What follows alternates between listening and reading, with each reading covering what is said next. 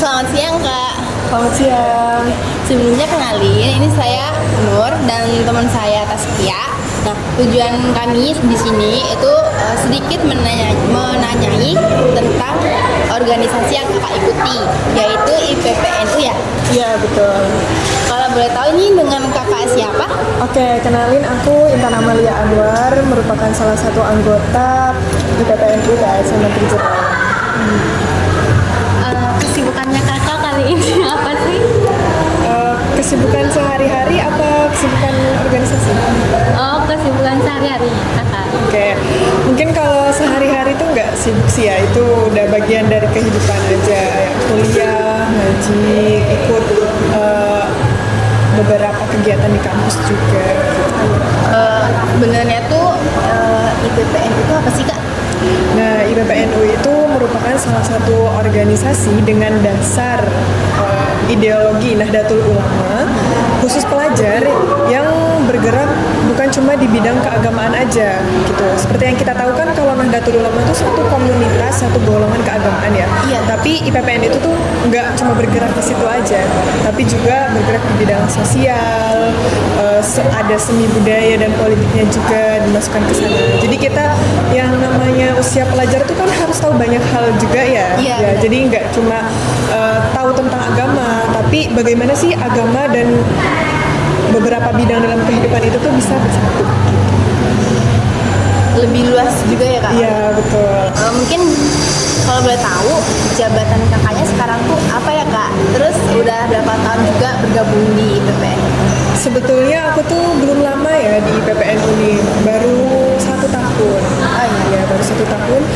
Cuma karena kemarin itu kebetulan pergantian kepengurusan dan ya aku terpilih sebagai wakil ketua di IPPN PAC Menteri Jepang. Ya, keren sekali kakaknya. Oke kakak, jadi aku mau tanya nih untuk pendapat kakak terkait cinta tanah air dan bela negara. Karena kesannya berat ya. Menurut kakak ini, kenapa topik tersebut ini masih menjadi hal penting yang dibahas oleh generasi pelajar saat ini? Oke, topik tentang bela negara atau cinta tanah air itu sebetulnya bukan cuma penting dibicarakan sama kalangan pelajar ya, tapi dari sejak kecil sampai kita udah nggak ada gitu, sudah tidak ada di dunia ini, itu sebenarnya akan selalu penting, akan selalu memiliki urgensi di dalamnya gitu loh, akan selalu punya impact ke diri kita dalam menjalani kehidupan, karena kan kita hidup nggak di tanah yang milik kita, milik nenek moyang kita, milik mbah kita gitu, enggak, tapi kan ini milik negara dan dimana kita harus menjalani kewajiban dan hak-haknya gitu. Kalau di dalam organisasi BPN itu kak, kakaknya sering dengar istilah hubul waton minal iman nggak? Kalau misal dia pernah, bisa dijelasin sekalian makna mendalam dari arti tersebut.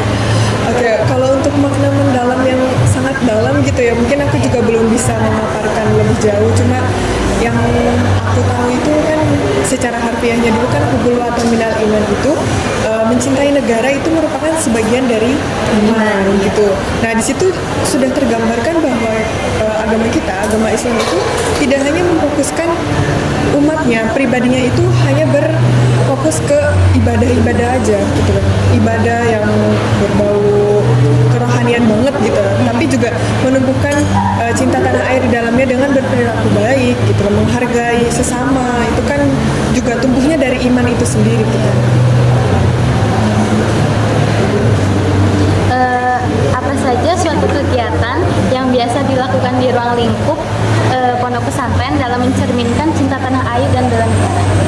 Oke, mungkin seperti yang kita tahu sejak kecil tuh kan cinta tanah air tuh bisa disimbolkan dengan mengikuti upacara bendera, upacara-upacara kenegaraan, kemudian mengadakan seminar dan lain-lain tentang wawasan kebangsaan gitu ya. Tapi menurutku di usia kita yang sekarang ini, walaupun masih sebagai pelajar ya, sebagai mahasiswa, kita tuh punya cara tersendiri gitu loh untuk itu, seperti kayak ya diskusi tentang keadaan negara kita sekarang, gimana nih caranya memperbaiki dari ruang lingkup yang terkecil dulu gitu. Kayak sekarang kan juga ada kejadian banjir ya di Sumatera, kayak bencana nasional yang dimana elit politik itu nggak begitu peduli soal itu gitu loh. Jadi kayak kita sebagai warga yang juga memiliki cinta tanah air itu seharusnya ya warga bantu warga gitu.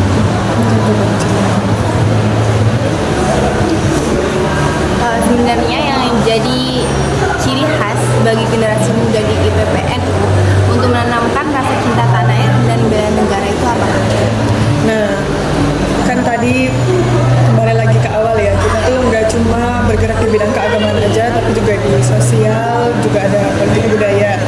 Nah, biasanya kita itu mengadakan program tahunan atau mingguan itu yang menanamkan relasi dengan warga setempat atau generasi yang di atas kita gitu untuk mengadakan kajian-kajian atau rutinan-rutinan yang menyatukan warga di sana gitu. Tapi ya balik lagi itu kan juga di sana ada nilai-nilai sosialnya, nggak cuma khusus keagamaan aja gitu.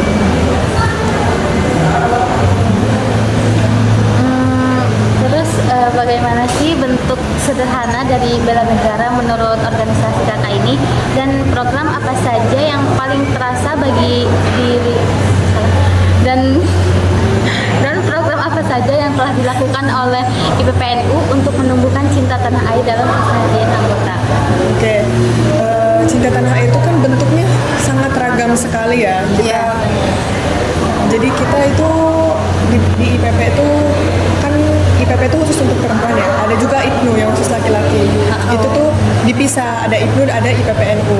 Nah, tapi kami sering mengadakan program bersamaan ya, seperti membersihkan tempat-tempat khusus yang ada di Jogja ini, atau yaitu menjalin kerukunan dengan warga setempat yang tadi itu gitu.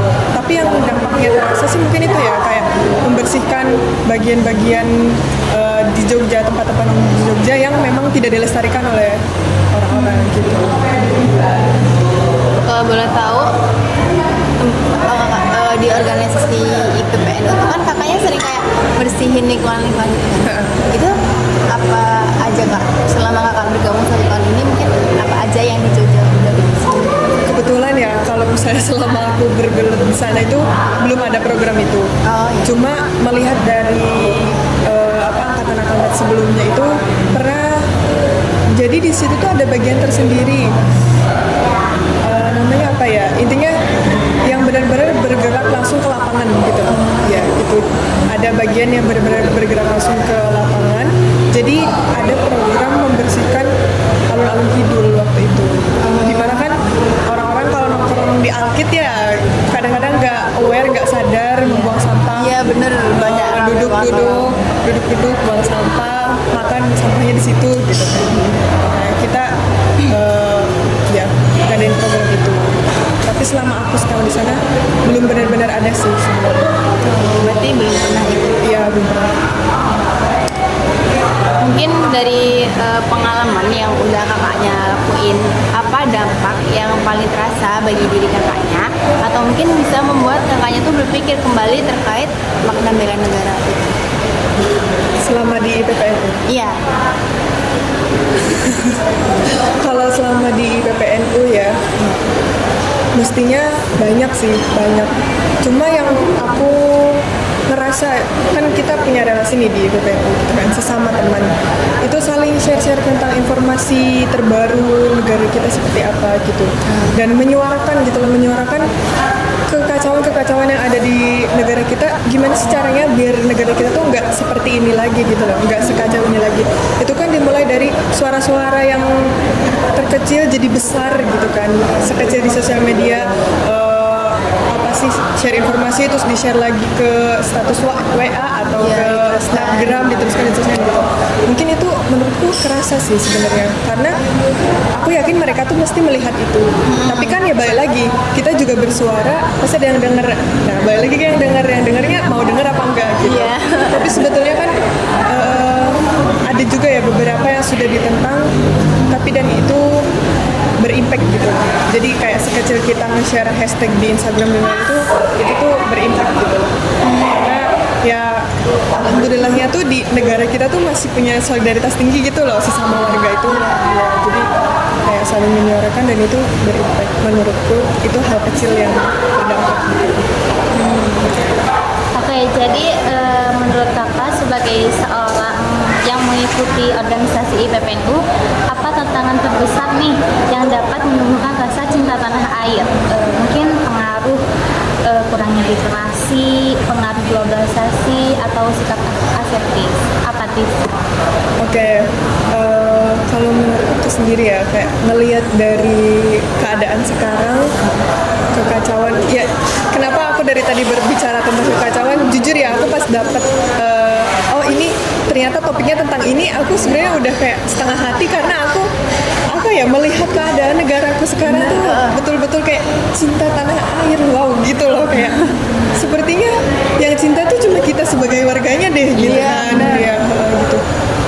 Nah, tantangan terbesarnya tentu ketika yaitu bertepuk sebelah tangan tadi, kita mencintai tapi ada yang merusak gitu loh. Nah gitu, jadi nggak sampai gitu loh pesannya, kita mau menjaga, kita sudah mau melestarikan, tapi ternyata ada yang merusak. Lama-lama kita punya rasa muak, benci gitu kan, nggak mau lagi, jadi apatis, jadi ya udah globalisasi, terus ujung-ujungnya mencintai budaya lain gitu kan, nggak mau jadi orang Indonesia. Gitu sih ya kalau ditarik dari pengalaman gitu. Oh iya, saat ini kan media sosial kan bisa jadi salah satu alat untuk menyebarkan berbagai informasi kan kak. Nah, salah satunya itu terkait berita hoax. Menurut kakak nih, sebagai anggota IPPNU agar tidak terpapar oleh radikalisme digital itu gimana? Nah, untuk kita belajar ya sebagai mahasiswa, sebagai pelajar itu tuh harus ditanamkan daya analitik yang kuat gitu loh. Ketika kita dapat informasi tuh nggak bisa kita langsung telan gitu aja. Kita cari tahu dulu sumbernya dari mana, siapa sih yang menyampaikan ini gitu. Nggak cuma sekedar FOMO langsung nyebarin aja gitu. Tapi kita lihat keadaan sebenarnya juga gitu loh, dari sumber yang terpercaya dulu. Misal ada yang ngasih info ke kita, nah kita cari sumber terpercaya kayak majalah Tempo, terus kemudian TV-TV nasional. Kalau misalnya suatu fenomena udah diangkat ke TV nasional, itu benar-benar sudah kredibilitasnya sudah bisa dipertaruhkan. Nah, kita juga harus mengakar gitu loh, nyari informasi itu sebenarnya betul atau tidak tuh benar-benar pertimbangannya harus penuh gitu. Terus ada nggak sih contoh konkret bela negara ala pelajar yang bisa dilakukan setiap hari tanpa terasa berat? Ya sekecil membaca sih menurutku, membaca buku. Dari buku kan kita bisa tahu banyak hal ya gitu, kayak kita sekarang tinggal di Jawa, buka buku kita bakal tahu kondisi di Sumatera, di Kalimantan, di Papua seperti apa. Walaupun ya sebetulnya kita belum pernah melihat gitu loh, seenggaknya kalau kita sudah bisa berdialog dengan bacaan yang emang itu tuh tulisan yang ditulis sama seseorang yang sudah pernah gitu loh. Jadi pesannya kan akan sampai gitu loh ke kita. Jadi menurutku saling mengingatkan untuk membaca buku, saling apa ya, kalau lagi nongkrong gitu kayak buku ini loh jelasin tentang ini coba deh dibaca gitu sih. Kak, aku mau tanya deh, menurut kakaknya nih sebagai anggota IPPNU, kan sekarang Sumatera kan ada bencana gitu ya kak, gede gitu. Itu pendapat kakak tentang bencana itu gimana? Kalau ditanya pendapat mesti kita lihat dari berbagai sudut pandang ya. Iya. Tapi kalau tadi itu mencintai negara adalah salah satu bagian dari iman itu loh gitu kan. Iya. Berarti kalau misalnya kita tahu kenyataannya kalau banjir di sana itu bukan hanya karena curah hujan yang tinggi, bukan karena daya serap tanah yang memang minim karena banyaknya air hujan yang turun, tapi juga ada sebab lain, ya penebangan pohon liar, terus kemudian ya deforestasi itu, gitu kan. Ya kami juga kecewa, gitu. Kita nggak bisa langsung ngejudge orang yang seperti itu tuh berarti nggak punya iman, enggak. Tapi kita langsung kayak sakit hati banget ya, gitu. Kita sebagai pelajar yang diajarin untuk menanam pohon, untuk melestarikan lingkungan, gak buang sampah sembarangan gitu kan, untuk saling peduli sama sesama, karena hidup di dunia ini tuh masih lama loh, kita tuh masih akan punya generasi-generasi selanjutnya gitu kan, dan kita tuh nggak hanya hidup dengan sesama manusia aja, ada hewan, ada tumbuhan di sana yang dimana kita tuh ya punya simbiosis mutualisme, saling membutuhkan, saling menguntungkan gitu kan. Kita sebagai pelajar gitu ya sakit hati sih, sakit hati karena ternyata ada kebohongan sebesar itu tuh baru terbongkar sekarang gitu kan. Itu pun ya semesta yang membongkar gitu kan, dengan ya itu sih. Sebagai penutup juga nih kak, mungkin kakaknya tuh bisa ngasih pesan dan pesan yang paling kuat gitu untuk pelajar di luar sana tentang mencintai tanah air dan bela negara. Cinta tanah air dan bela negara kita harus tetap melakukannya setiap hari gitu ya, dan jangan lupa membaca sih. Jangan lupa membaca.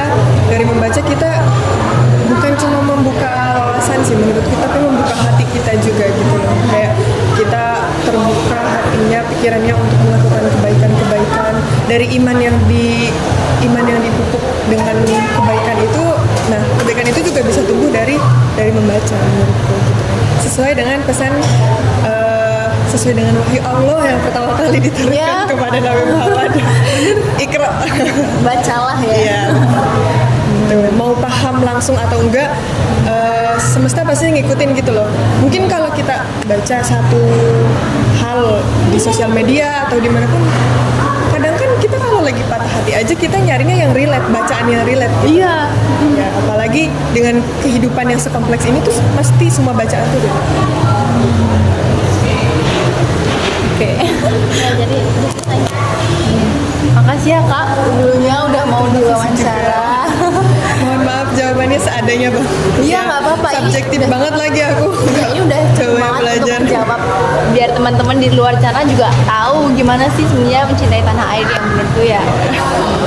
Semoga kita selalu menumbuhkan cinta ya, Ya. di tengah kekeosan